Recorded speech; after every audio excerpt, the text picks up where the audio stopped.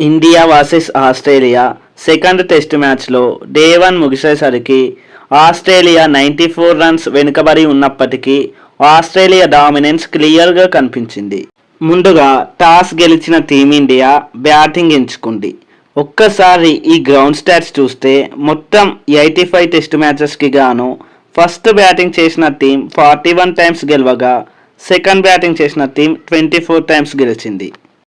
ఈ మ్యాచ్ కోసం team India playing 11లో 3 చేంజెస్తో వచ్చింది. పడిక్కల్, జోరెల్ అండ్ సుందర్ని బెంచ్పై కూర్చోపెట్టి వారి స్థానంలో ఓపెనర్గా Shubman Gill, captain Rohit Sharma and Ashwin playing 11లోకి వచ్చారు. టాస్ గెలిచి బ్యాటింగ్ తీసుకున్న టీమిండియా కేవలం 44 ఓవర్స్కే 180 రన్స్ చేసి కొలాప్స్ అయింది. కెప్టెన్ రోహిత్ శర్మ ప్లేయింగ్ 11లోకి వచ్చినప్పుడు ఫస్ట్ టెస్ట్ మ్యాచ్లో అదరగొట్టిన కేఎల్ రాహుల్, యశస్వి ఓపెనర్స్గా ఈ మ్యాచ్లో కూడా కంటిన్యూ అయ్యారు. Shockingly Jaiswal first over first బాల్కే మిచెల్ స్టార్క్ బౌలింగ్లో గోల్డెన్ డక్అవుట్ అయ్యారు. ఇండియన్ టెస్ట్ చరిత్రలోనే ఆస్ట్రేలియాతో ఆడిన మ్యాచ్లో గోల్డెన్ డక్అవుట్ అయిన మొట్టమొదటి ప్లేయర్గా ఒక అన్వాంటెడ్ రికార్డ్ని క్రియేట్ చేశారు జైస్వాల్. ఓవరాల్గా ఇండియన్ హిస్టరీలో గోల్డెన్ డక్అవుట్ అయిన 7th ప్లేయర్గా నిలిచారు. చివరగా కేఎల్ రాహుల్ 2017లో శ్రీలంకతో జరిగిన టెస్ట్ మ్యాచ్లో గోల్డెన్ డక్అవుట్ అయ్యారు. ఆ తర్వాత శుభ్మన్ గిల్ క్రీజ్లోకి వచ్చారు.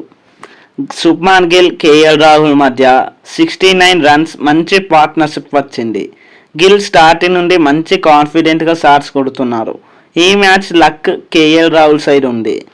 ఫస్ట్ మ్యాచ్లో అన్లక్కీగా అవుట్ అయిన రాహుల్ ఈ మ్యాచ్లో బోలాండ్ వేసిన ఓవర్లో లక్కీగా తన వికెట్ని నోబాల్ రూపంలో సేవ్ చేసుకున్నారు. బట్ ఆ లక్ ఎక్కువసేపు నిలబడలేకపోయింది. మిచెల్ స్టార్క్ వేసిన 19th ఓవర్లో 4th బాల్కి బౌన్స్ రావడంతో బ్యాట్కి తగిలి అవుట్ అయ్యారు. ఈ క్యాచ్ని అయితే మెక్స్వీని అద్భుతంగా పట్టాడు. ఆ తర్వాత వచ్చిన విరాట్ కోహ్లీ కూడా సేమ్ కేఎల్ రాహుల్ అనే వికెట్ కోల్పోయాడు. 21st ఓవర్లో స్టార్క్ వేసిన ఒక షార్ట్ లెంగ్త్ డెలివరీని డిఫెండ్ చేసే క్రమంలో బ్యాట్ని లేట్గా విత్డ్రా చేయడంతో స్మిత్కి క్యాచ్ వెళ్ళింది. ఆ తర్వాత ఓవర్లోనే బౌలర్ బౌలింగ్లో శుభ్మన్ గిల్ కూడా అవుట్ అయ్యారు. దీంతో టీమిండియా టాప్ ఆర్డర్ 82 రన్స్కే 4 వికెట్స్ కోల్పోయింది. అది కూడా 16 బాల్స్ గ్యాప్లో కేఎల్ రాహుల్, విరాట్ కోహ్లీ, శుభ్మన్ గిల్స్ వికెట్స్ కోల్పోయింది. సో టీ బ్రేక్ సమయానికి క్రీజ్పై రిషబ్ పంత్ అండ్ రోహిత్ శర్మ ఉన్నారు.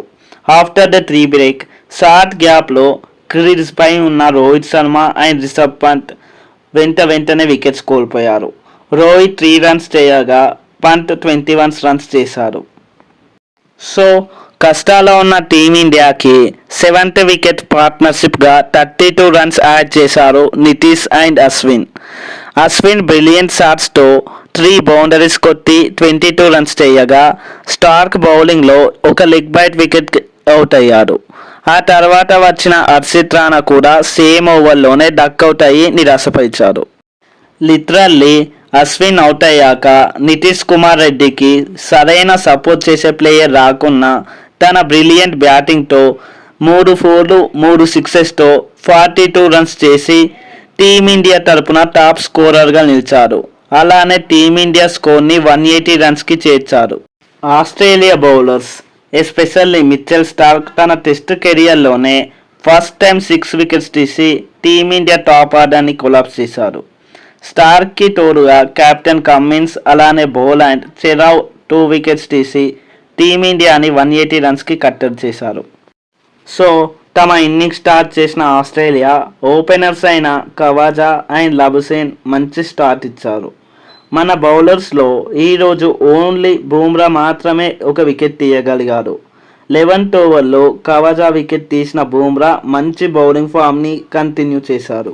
సో డే 2లో టీమిండియా ఆస్ట్రేలియాని 300 రన్స్ లోపే ఆల్అవుట్ చేస్తే మంచిది. ఒకవేళ ఆసీస్ అంతకన్నా ఎక్కువ రన్స్ చేస్తే టీమిండియాకి చాలా టఫ్ అవుతుంది. సో చూడాలి మరి డే 2లో టీమిండియా ఎలాంటి స్ట్రాటజీతో వస్తుందో అలాగే ఎలాంటి కంబ్యాక్ ఇస్తుందో. సో ఇది వీడియో. ఇలాంటి మరిన్ని వీడియోస్ కోసం ఛానల్ని సబ్స్క్రైబ్ చేయండి. అలానే ఈ వీడియోపై మీ ఒపీనియన్ని కూడా కింద కామెంట్ చేయండి. Thanks for watching. జై హింద్.